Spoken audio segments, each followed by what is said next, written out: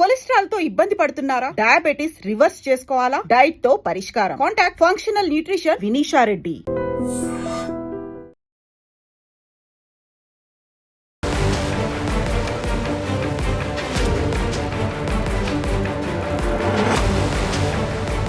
నమస్కారం, welcome to I dream. నేను మీ సంగీత.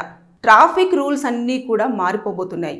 మొత్తం కూడా ఈ మధ్య కాలంలో ఎక్కడ చూసినా సరే ట్రాఫిక్ పోలీస్ వాళ్ళు హెల్మెట్ లేకపోయినా, ఆర్సీ లేకపోయినా, లైసెన్స్ లేకపోయినా కూడా బండి మీద ఎన్ని చలాన్స్ ఉన్నాయి అనేది కూడా ఎప్పటికప్పుడు వాళ్ళు ఎక్కడి నుంచి వస్తున్నారో తెలియదు, కానీ మొత్తానికైతే వెహికల్ దగ్గరికి వచ్చేసి నెంబర్ ప్లేట్ చూసేసి ఎన్ని చలాన్స్ ఉన్నాయి, ఏముంది అనేది ఎప్పటికప్పుడు ఎంక్వైరీ చేస్తూనే వస్తున్నారు. ఎందుకు అనంటే ఈ మధ్య కాలంలో ఉదయం పూట కూడా ఎక్కువ మంది డ్రింక్ చేసి మరీ వాళ్ళు వెహికల్స్ రన్ చేస్తూ ఉన్నారు. కాబట్టి దానివల్లనే యాక్సిడెంట్స్ అనేవి జరుగుతూ ఉన్నాయి. కాబట్టి డ్రంక్ అండ్ డ్రైవ్ కూడా నైట్ పూట పెట్టడం లేదు. వాళ్ళకి ఎప్పుడు నచ్చితే అప్పుడు ఒక స్పాట్ చూసుకొని వాళ్ళు డ్రంక్ అండ్ డ్రైవ్ క్యాంపెయిన్ కూడా చేయడం జరుగుతూ ఉంది. కాబట్టి ట్రాఫిక్ పోలీసులు ట్రాఫిక్ ఉల్లంఘనలు చేస్తున్న వారినైనా, ట్రాఫిక్ అంటే సిగ్నల్స్ దగ్గర జంప్ అయినా సరే, అదేవిధంగా రాంగ్ రూట్లో వెళ్ళినా సరే, ఎలాగైనా సరే ఖచ్చితంగా మీరు గనక పోలీసు కంట్లో పడారు అని అంటే ఫైన్ కట్టక తప్పదు. దీని మీద డ్రంక్ అండ్ డ్రైవ్ చేస్తూ ఎవరైతే వెహికల్ రన్ చేస్తూ ఉన్నారో, అంటే నడిపిస్తూ ఉన్నారో రోడ్డు మీద, వారు టెర్రరిస్టుల కిందనే రావడం జరుగుతుంది. ఎందుకు అంటే వారి ప్రాణాలు పోగొట్టుకోవడమే కాకుండా వారితో పాటు యాక్సిడెంట్ చేసినప్పుడు ఇంకొకరి ప్రాణాలు కూడా పోయే అవకాశం ఉంటుంది అని చెప్పేసి సజ్జనారు చాలా స్పష్టంగా కూడా ఒక ప్రెస్ మీట్లో చెప్పడం జరిగింది. అంటే ఈ లెక్కన మనం ఈ లెక్కన చూసేసుకుంటే ట్రాఫిక్ రూల్స్ అనేవి ఎంత పకడ్బందీగా, ఎంత స్ట్రాంగ్గా చేస్తున్నారు అనేది మీకే అర్థమవుతూ ఉంటుంది. ఇక మీదట ఎవరైనా మైనర్ పిల్లలు కూడా ట్రాఫిక్ అంటే వెహికల్ రన్ చేస్తూ అంటే డ్రైవ్ చేస్తూ ఉంటారు కదా, ఆ డ్రైవ్ చేస్తున్న టైంలో వారి దగ్గర లైసెన్స్ లేకపోయినా, ఆర్సీ లేకపోయినా, అదేవిధంగా వాళ్ళ ఏజ్ వచ్చేసి బిలో 18 ఇయర్స్ కంటే తక్కువగా ఉంది అని అంటే ఖచ్చితంగా 25,000 రూపాయల ఫైన్ విధించే అవకాశం ఉంటుంది. దాంతోపాటు వాళ్ళ మైనారిటీ తీరిన తర్వాత వారికి 25 ఇయర్స్ వచ్చే అంత వరకు కూడా వారికి డ్రైవింగ్ లైసెన్స్ అనేది గవర్నమెంట్ ప్రొవైడ్ చెయ్యదు అని చెప్పేసి చాలా స్పష్టంగా కూడా చెప్పడం జరుగుతూ ఉంది. అంటే ఈ లెక్కన చూసుకుంటే ఇప్పటి వరకు ఎన్ని చలాన్స్ ఉన్నాయో అవన్నీ కూడా క్లియర్ చేసుకోవాలి. క్లియర్ చేయని పక్షంలో ఒకవేళ వెహికల్ కనుక ట్రాఫిక్ పోలీసు అధికారులకు కనుక దొరికి, బైక్ కానివ్వండి, కారు కానివ్వండి, వాటి మీద చలాన్స్ ఎక్కువగా ఉన్నాయి అంటే గత సంవత్సరంలో కానివ్వండి, ఆపై సంవత్సరంలో కానివ్వండి, ఎక్కువ చలాన్స్ పెట్టుకొని మీరు వెహికల్స్ కనుక రోడ్డు మీద నడిపిస్తూ ఉంటే ఇమీడియట్గా ఆ వెహికల్ని సీజ్ చేసే విధంగా వారు చర్యలు తీసుకుంటున్నారు. లైఫ్ టైం అయిపోయిన తర్వాత అంటే వెహికల్స్కి దేనికైనా సరే 15 సంవత్సరాల వరకు మాత్రమే లైఫ్ టైం అనేది ఉంటుంది. అది కాలం చెల్లిన వెహికల్స్ కూడా రోడ్డుపైకి తీసుకురావడం వల్ల ఇబ్బంది కలుగుతుంది, పొల్యూషన్ ఎక్కువగా అవుతుంది. దాంతోపాటు కొన్నిసార్లు ఆ ఇంజన్ కానివ్వండి అవన్నీ పాడైపోయి బండి సడన్గా ఆగిపోవడం, ఇలా చేయడం వల్ల వెనకాల వస్తున్న వెహికల్స్ కూడా యాక్సిడెంట్స్కి గురి అవ్వడం అనేది జరుగుతూ ఉంది. కాబట్టి పెట్రోల్ బంక్స్లలో ఎక్కడైతే వెహికల్స్ వెళ్తాయో అక్కడ నెంబర్ ప్లేట్ని బట్టేసి ఈ వెహికల్కి లైఫ్ టైం ఉందా లేదా అని చూసిన తర్వాత పెట్రోల్ అనేది వేయడం జరుగుతుంది. ఇవన్నీ కూడా ప్రభుత్వం కొత్త నిబంధనలతో ట్రాఫిక్ రూల్స్, అదేవిధంగా డ్రంక్ అండ్ డ్రైవ్ చేస్తున్న వారికి, అదేవిధంగా చలాన్స్ కట్టలేని వాళ్ళకి, మైనర్స్కి, వీళ్ళందరికీ కూడా అన్ని రకాలుగా ఎలాంటి రూల్స్ అండ్ రెగ్యులేషన్స్ ఉంటాయి అనేది ఇప్పుడు కొత్త నిబంధనలతో అన్ని ప్రొవైడ్ చేస్తూ వస్తూ ఉన్నారు. ఇక మీదట కనుక ఏదైనా పోనీలే, ఏముందిలే, ఎవరు పట్టుకుంటారు, ఎక్కడ చూస్తారు అని చెప్పేసి అంటే కుదరదు. కంపల్సరీగా పోలీస్ అధికారులు ట్రాఫిక్ నుంచి వెళ్ళి వాళ్ళు డైలీ ఒక 100 చలాన్స్ వరకు కట్టిస్తూ ఉన్నారు. అంటే ఆలోచించండి ఎంతమంది దొరికిపోతున్నారో. కాబట్టి మీరు ఎట్టి పరిస్థితుల్లో చలాన్స్ క్లియర్ చేసుకోండి. మీ వెహికల్ని ఇతరులకు ఇచ్చేటప్పుడు కూడా మీరు ఒకసారి ఆలోచన చేయండి. మీ పిల్లలకు మైనారిటీ తీరిందా లేదా అన్నది కూడా చూసుకోండి, లేకపోతే ఫైన్ కట్టే అవకాశాలు ఉంటుంది. ఇకపోతే ఎప్పుడైతే హెల్మెట్ లేకుండా మైనర్స్ బైక్ డ్రైవ్ చేస్తున్నా, లేకపోతే వారికి దొరికిపోయిన లైసెన్స్ అంటే ఇప్పుడు కొంతమంది లర్నింగ్ లైసెన్స్ అని చెప్పేసి తీసుకుంటారు. 19 ఇయర్స్ రాగానే లర్నింగ్ లైసెన్స్ అని తీసుకుంటారు. అది లైసెన్స్ అని చెప్పేసి ఏం చేస్తారు, తిరుగుతూ ఉంటారు హెల్మెట్ లేకుండానే. అప్పుడు వారికి 5,000 రూపాయల వరకు కూడా జరిమానా విధిస్తున్నారు. మనం చూస్తూ ఉన్నాం కూడా. పోలీసు వారు చాలా స్పష్టంగా చాలా క్లియర్గా పైనుంచి వాళ్ళకి ఇన్స్ట్రక్షన్స్ ఉన్నాయి కాబట్టి దాని ప్రకారంగానే ట్రాఫిక్ రూల్స్ అన్నీ కూడా వారు ఫాలో చేస్తూ ఉన్నారు. దొరికినా కూడా ఎవరు ఏం చెప్పినా కూడా వాళ్ళు వినట్లేదు. ఖచ్చితంగా వాళ్ళు ఫైన్ కట్టించుకున్న తర్వాతనే అక్కడి నుంచి పంపించడం అనేది జరుగుతుంది. ఒకవేళ మీ దగ్గర లైసెన్స్ లేకపోయినా, ఆర్సీ లేకపోయినా, బండికి ఇన్సూరెన్స్ కాగితాలు లేకపోయినా, ఏవి లేకపోయినా సరే వారు ఇమీడియట్గా బండిని వారి ఆధీనంలోకి తీసుకొని మీరు అన్ని ప్రొవైడ్ చేసిన తర్వాత మీ వెహికల్ని మీకు ఇవ్వడం జరుగుతుంది. ఒకవేళ వాళ్ళు నెంబర్ కొట్టి చూసినప్పుడు వారికి కనుక వెహికల్ని లైఫ్ టైం అయిపోయింది అయినప్పటికీ కూడా మీరు రోడ్డు మీకు తీసుకొచ్చారు అని చెప్పేసి అనుకుంటే వాళ్ళు ఇమీడియట్గా దాన్ని సీజ్ చేసేసి అసలు ఇంకా ఈ బండి పని చేయదు అని చెప్పేసి దాన్ని మీకు హ్యాండ్ ఓవర్ చెయ్యరు. కాబట్టి దయచేసి ట్రాఫిక్ రూల్స్ అన్నీ మారిపోతూ ఉన్నాయి. ఎప్పటికప్పుడు దానిపైన నిబంధనలు పెడుతూనే ఉన్నారు. కాబట్టి దాన్ని అబ్జర్వ్ చేసుకొని పోలీసులకు సహకరించేలాగా ప్రజలు హెల్ప్ చేయండి అని చెప్పేసి కూడా పోలీసులు ఎప్పటికప్పుడు చెప్తున్నారు. ఇక డ్రంక్ అండ్ డ్రైవ్ విషయానికి వస్తే ఓన్లీ నైట్ పూటనే చేస్తారు డ్రంక్ అండ్ డ్రైవ్ టెస్ట్ అని చెప్పేసి అంటే కాదు. ఇక వాళ్ళకి ఎప్పుడు కుదిరితే అప్పుడు అది ఒకటి ఉంటుంది కదా, తీసుకొచ్చేసి నోట్లో పెట్టేసి ఊదండి మీకు ఎంత రీడింగ్ వస్తుందో చూడండి అని చెప్పేసి అంటారు కదా.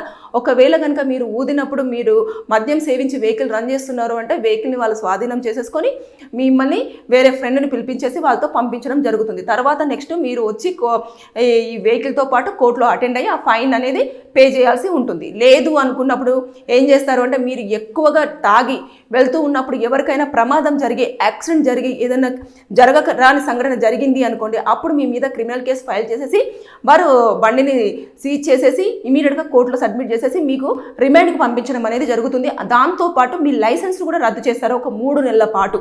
కాబట్టి దయచేసి మీరు ట్రాఫిక్ రూల్స్ ఏమేమి మారాయో తెలుసుకోండి. పోలీసులు ఎక్కడికక్కడ కూడా ట్రాఫిక్ ఉల్లంఘనలు ఎవరైతే పాల్పడుతున్నారో వారందరినీ కూడా అబ్జర్వ్ చేస్తూ ఉన్నారు. సీసీ కెమెరాలో దొరికినా సరే వారు నెక్స్ట్ టైం ఎక్కడ దొరుకుతారా అని చెప్పేసి చూస్తున్నారు.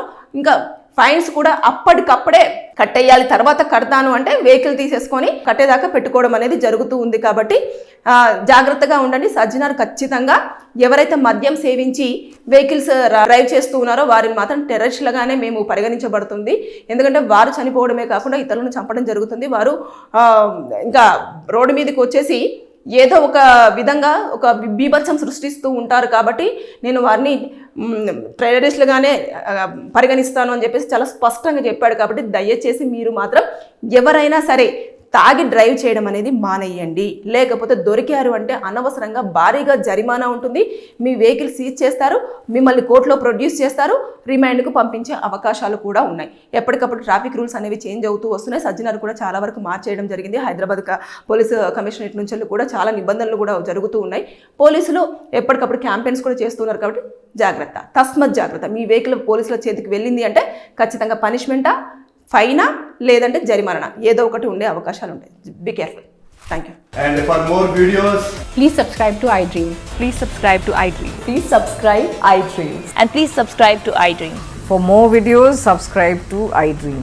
please like, share and subscribe to the channel. Congratulations, iDream. subscribe to iDream. Subscribe to iDream. So subscribe to iDream Media. iDream की iDream team अंदर की huge congratulations. Please subscribe iDream Media. Please subscribe to iDream. Subscribe iDream. Please subscribe to iDream. iDream అంటే నా కళల ఛానల్ను subscribe చేసుకున్న నోరు తిరుగుతలేదు.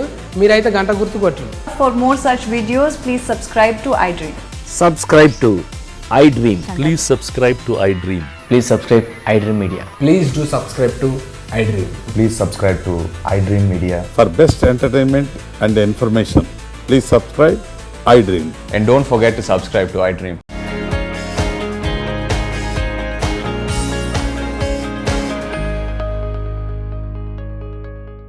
International standards తో క్వాలిటీ ఎడ్యుకేషన్ అందిస్తుంది ఫ్యూచరిస్టిక్ ఎడ్యు ఇనిషియేటివ్స్.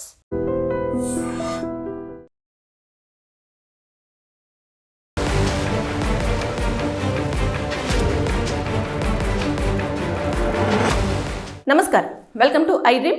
నేను మీ సంగీత. సుప్రీంకోర్టు పోక్సో కేసులో ఒక వ్యక్తి కేసు ఫైల్ అయిన తర్వాత కోర్టుకు రావడం జరిగింది. ఆ కేసు వచ్చిన తర్వాత కొన్ని హియరింగ్స్ తర్వాత అతను కోర్టుకు వచ్చే టైంలో అతనిని మేము దోషిగా పరిగణించి అతనికి పనిష్మెంట్ ఇవ్వలేము అని చెప్పేసి సుప్రీంకోర్టు చాలా స్పష్టంగా తీర్పును వెలువరచడం జరిగింది. ఎందుకు అంటే ఎప్పుడైతే తను కేసులు ఫైల్ అయిన దానికంటే ముందు ఒక మైనర్ అమ్మాయితో శారీరక సంబంధం పెట్టేసుకొని ఆవిడని పెళ్లి చేసుకుంటాను అని చెప్పేసి చెప్పినప్పటికీ కూడా ఆవిడకు ఓన్లీ జస్ట్ 14 ఇయర్స్ మాత్రమే ఉన్నాయి కాబట్టి మైనర్ బాలికను అలా చేశాడు అని చెప్పేసి పోక్సో కేసు అనేది అట్రాక్టివ్ చేస్తూ అమ్మాయి వాళ్ళ పేరెంట్స్ పోలీస్ స్టేషన్లో కంప్లైంట్ పెట్టడం జరిగింది.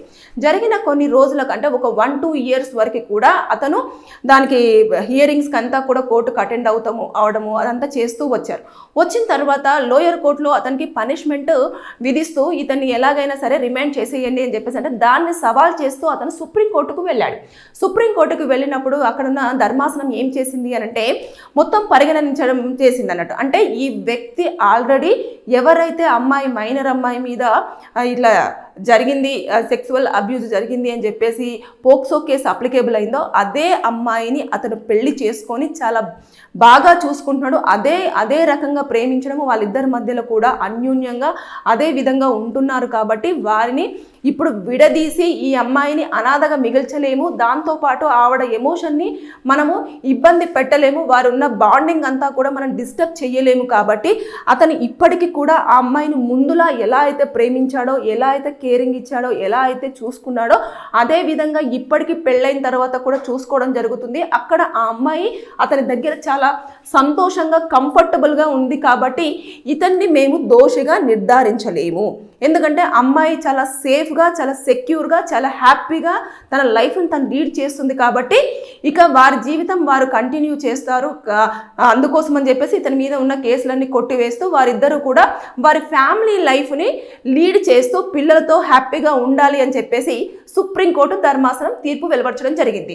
ఇక ఆ అమ్మాయి కూడా అందులో కోరుకుందన్నట్టు, నా భర్తకు ఏం చేయకండి, అప్పుడు ఏదో నాకు తెలియకుండా నేను కేసు పెట్టాను, నాకు ఇప్పుడు ఆ కేసు నాకు వద్దు, నేను విరమించుకోవాలనుకుంటున్నాను, నా భర్త నన్ను చాలా ప్రేమగా చూసుకుంటున్నాడు, నన్ను చాలా కంఫర్ట్గా చూసుకుంటున్నాడు, నాకు ఏది కావాలన్నా కూడా మా అమ్మ నాన్నలాగానే చూసుకుంటున్నాడు అని చెప్పేసి ఆవిడ స్టేట్మెంట్ ఇచ్చింది. కోర్టులో కూడా తను చెప్పడం జరిగింది. అన్ని రకాలుగా సేఫ్గా ఉంది అని చెప్పేసి నిర్ధారించుకున్న తర్వాతనే ఆ పోక్సో కేసు అనేది అతని మీద ఉన్నది కొట్టివేయడం జరిగింది. అంటే ఈ రకంగా అన్ని కేసులలో ఉంటుంది అని నేను చెప్పను. ఎందుకంటే అయ్యో ఇలా మైనర్ అమ్మాయిని ఇలా చేసిన తర్వాత పెళ్లి చేసుకోవచ్చా, పెళ్లి చేసుకుంటే కేసు కొట్టుకుపోతుంది అంటే పోదు. ఇక్కడ ఏం జరిగింది అంటే ఆ అమ్మాయి చాలా క్లియర్గా, చాలా స్పష్టంగా అప్పుడు ఏ రకంగానైతే నా భర్త నన్ను ప్రేమించాడో అదే విధంగా ఇప్పటికీ అలాగే ప్రేమిస్తూ ఉన్నాడు, అతను నన్ను ఎప్పుడూ కూడా ఇబ్బంది పెట్టలేదు, ఒక్కసారి కూడా నేను కేసు పెట్టాను అని చెప్పేసి నన్ను ఇంత మాట కూడా అనడం జరగలేదు, మా తల్లిదండ్రులను కూడా ఒక మాట అనలేదు అని చెప్పేసి ఆమె చాలా క్లియర్గా చెప్పింది. కాబట్టి దాన్ని పరిగణలోకి తీసుకోవడం జరిగింది. కానీ కొంతమంది జస్ట్ ఇంటెన్షనల్గా ఏం చేస్తారు అంటే ఓకే మైనర్ బాలికతో ఇలా జరిగింది కదా, ఇప్పుడు మన మీద పోక్సో కేసు అయ్యింది కదా, మనం పెళ్లి చేసుకుంటే కేసు మాఫీ అవుతుందేమో, సుప్రీంకోర్టులోనే ఇలా తీర్పు వచ్చింది కదా అంటే అన్ని కేసులలో ఇది వర్తించదు. కొన్ని గ్రౌండ్ పాయింట్స్ అన్నీ కూడా చాలా డిఫరెంట్గా ఉంటాయి. ప్రతి ఒక్క కేసును కూడా కొట్టివేస్తూ వెళ్తూ ఉంటే అక్కడ కేసు నిలబడే ఛాన్సెస్ ఉండదు, పోక్సో కేసుకు కూడా వాల్యూ ఉండదు. కాబట్టి ఇక్కడ తను చాలా సంతోషంగా ఫస్ట్లో ఎలా ఉందో అలాగే వీళ్ళిద్దరూ కూడా ఎప్పుడు గొడవ పడలేదు, గొడవ పెట్టుకోలేదు ఈ భార్యాభర్తలు. అదేవిధంగా ఏం చేయలేదు, తల్లిదండ్రులు పెట్టిన పోక్సో కేసే అక్కడ కోర్టు దాకా వెళ్ళింది. లోయర్ అంటే ఎక్కడైతే కోర్టు ఉందో అక్కడ తనకు పనిష్మెంట్ ఇస్తూ తీర్పు రావడంతో దాన్ని సవాల్ చేస్తూ వాళ్ళు కోర్టుకు ఏదైతే సుప్రీంకోర్టుకు వెళ్ళడం జరిగింది. సుప్రీంకోర్టులో తుది తీర్పు కేసులు వద్దు, శిక్షలు వద్దు, వీళ్ళిద్దరు హ్యాపీగా లైఫ్ లీడ్ చేస్తారని చెప్పేసి ఇవ్వడం జరిగింది. కాబట్టి దీన్ని బట్టేసి అర్థమవుతుందంటే పోక్సో కేసు ఇక మీదట సుప్రీంకోర్టు ఈ తీర్పు ఇచ్చేసింది కదా అని చెప్పేసి విచ్చలవిడిగా పెరిగిపోతుందేమో అని చెప్పేసి మీరు అనుకోవద్దు. ఎందుకు అనంటే ఇక్కడ అన్ని రకాలుగా మొత్తం ఎవిడెన్సెస్ అన్ని కలెక్ట్ చేసుకుంటారు. తర్వాత నెక్స్ట్ ఆ అమ్మాయి ఇప్పుడు కన్సీవ్ అయి ఉంది, అంటే ప్రెగ్నెంట్, ఒక 5 months ఉంది అమ్మాయి. కాబట్టి ఇప్పుడు దీనివల్ల పుట్టబోయే పాప కూడా అనాథయ్యే అవకాశాలు ఉంటాయి. కాబట్టి జైలుకు వెళ్ళిన దానిలో ఈ అమ్మాయి డిప్రెషన్లకు వెళ్ళే ఛాన్సెస్ ఉంటాయి. ఇవన్నింటిని పరిగణలోకి తీసుకొని అలాంటి తీర్పు అనేది వెలువరచడం జరిగింది. అంతేకాని కొంతమంది దీన్ని వెసులుబాటుగా తీసుకొని సుప్రీంకోర్టే ఇలాంటి తీర్పు ఇచ్చింది కదా అంటే అసలు కుదరదు. ఇప్పుడు ఏవైతే పోక్సో కేసులు మొన్న రీసెంట్గా మనం చూస్తే నల్గొండలో కట్టంగూరు నల్గొండ కానివ్వండి, హైదరాబాద్లోని గచ్చిబౌలిలో కానివ్వండి, ఒకరికి 21 ఏళ్ల జైలు శిక్ష, ఒకరికి 20 ఏళ్ల జైలు శిక్షను విధిస్తూ కోర్టు తీర్పు ఇవ్వడం జరిగింది. అంటే కేసును బట్టి, కేసు యొక్క పురాపాలను బట్టి, కేసు యొక్క ఎవిడెన్సెస్ని బట్టి, కేసులో ఉన్న ఆంతర్యాన్ని బట్టేసి అన్ని ఎవిడెన్సెస్ని కలెక్ట్ చేసుకొని వారిస్తున్న వాంగ్మూలను బట్టి, ఇన్ని ఆధారాలను బట్టేసే ఎలాంటి పనిష్మెంట్స్ ఉంటాయి, ఏంటిది, అందులో పనిష్మెంట్ విధించాలా వద్దా, లేకపోతే ఎలా జరుగుతుంది ఏంటి అనేది విషయాల మీద పూర్తి స్థాయిలో క్షుణ్ణంగా కూడా కోర్టు ఏదైతే ధర్మాసనం ఉంటుందో, మన జడ్జెస్ ఉంటారో వారు కూడా మొత్తం 2 వాదనలు విన్న తర్వాత ఈ కేసులో ఇదైతే కరెక్ట్ జడ్జిమెంట్, ఈ కేసులో ఇదైతే కాదు, ఇలా రాంగ్ ఉంది, ఇలా ఉంది అని చెప్పేసి అన్న దాని ప్రకారంగా కూడా తీర్పు వెలువరచడం అనేది జరుగుతుంది. కాబట్టి ఇదైతే ఈ యొక్క ఫ్యామిలీలో జరిగింది. నెక్స్ట్ ఇంకా మిగతా కేసులలో కూడా ఇప్పటికీ ఒకటి మీకు ఇప్పటివరకు వార్తల్లోకి రాకపోవచ్చేమో కానీ ఇంకొక కేసులో కూడా అది వచ్చేసి కర్ణాటకలో జరిగింది. పోక్సో కేసు కింద అతనికి కూడా 20 ఏళ్ల జైలు శిక్షను విధిస్తూ కోర్టు తీర్పు ఇవ్వడం జరిగింది. అంటే కేసులు పడుతున్నాయి, శిక్షలు పడుతున్నాయి. అదేవిధంగా ఇలా పెళ్లి చేసుకొని అన్యూన్యంగా ఉండి దాంపత్య జీవితం చాలా నీట్గా గడుపుతున్న వాళ్ళకి వాళ్ళ వైఫ్ కన్సర్న్తో వాళ్ళ వైఫ్ చెప్పిన దాని ప్రకారంగా అప్పటి నుంచి ఇప్పటి వరకు వాళ్ళు ఎలా ఉన్నారు అన్నీ పరిశీలించిన తర్వాత అప్పుడు శిక్షలు వేయాలా వద్దా అన్న దానిపైన ఆలోచన చేయడం అనేది జరుగుతూ వస్తుంది. ఏదేమైనా సరే కానీ ఈ కేసులో మాత్రం సుప్రీంకోర్టు ఇచ్చిన తీర్పుకి ఆ ఇద్దరు దంపతులు మాత్రం చాలా హ్యాపీగానే ఉన్నారు. Thank you. And for more videos, Please subscribe to iDream. Please subscribe to iDream. Please subscribe iDream. And please subscribe to iDream. For more videos, subscribe to iDream. please like, share and subscribe to the channel. Congratulations, iDream. Subscribe to iDream. Subscribe to iDream. So subscribe to iDream Media. iDream ki iDream team అందరికి huge congratulations. Please subscribe iDream Media. Please subscribe to iDream. Subscribe iDream. Please subscribe to iDream. iDream అంటే నా కళల ఛానల్ను subscribe చేసుకున్న నోరు తిరుగుతలేదు. మీరైతే గంట గుర్తు కొట్టండి. For more such videos, please subscribe to iDream. Subscribe to iDream. Please subscribe to iDream. Please subscribe iDream Media. Please do subscribe to iDream. Please subscribe to iDream Media. For best entertainment and information, please subscribe iDream. And don't forget to subscribe to iDream.